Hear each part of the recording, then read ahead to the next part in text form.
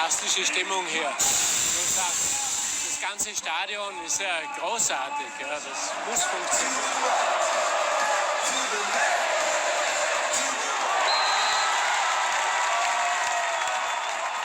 Wir sind mega happy, unsere Leistung war jetzt sehr, sehr stark und wir haben noch eins draufgelegt von gestern.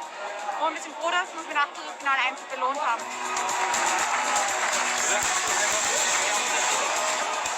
Freut uns natürlich sehr. Also allein, dass der Bundespräsident jetzt unseren Namen kennt, Ja, das ist ja cool. vor ihm gewinnen haben können. Also es ist sehr, sehr cool. Auf jeden Fall.